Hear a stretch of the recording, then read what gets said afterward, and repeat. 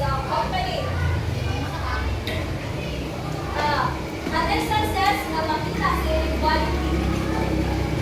Yeah. Okay, tingnan. Of course, inequality ko kasi can happen in different forms or different situation. So, sa workplace ay sa workplace, inequality na. Parang or like unbalance or inequality between zero or no wage.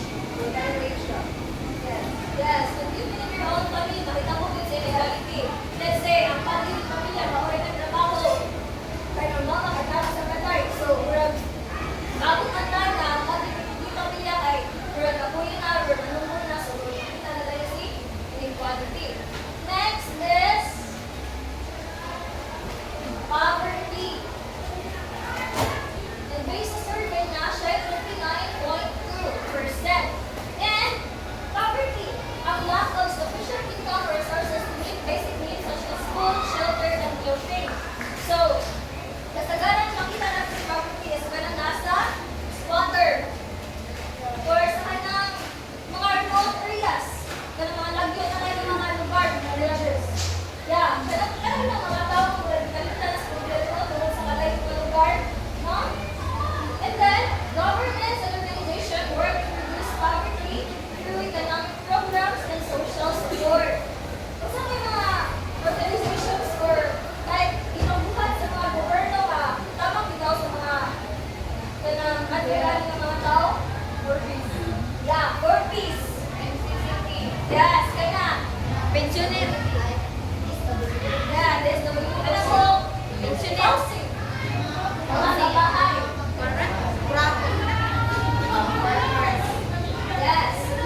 And then, religious conflicts. Yung nagdipupita mo ba? Ano, ipindi ng Biblia ang mga about sa religion? Ano gusto mo siya natin? Usama rin siya sa issues na nagatulang sa kalibutan. Kung kahit nagbilit mo ng bili ka lang, ka-respect mo tao, anong ibigil ko na dyan nila? Sa kayo kasod, like, okay na naman na, anong ibigil ko dyan na panin? Art. And it occurs when different religious groups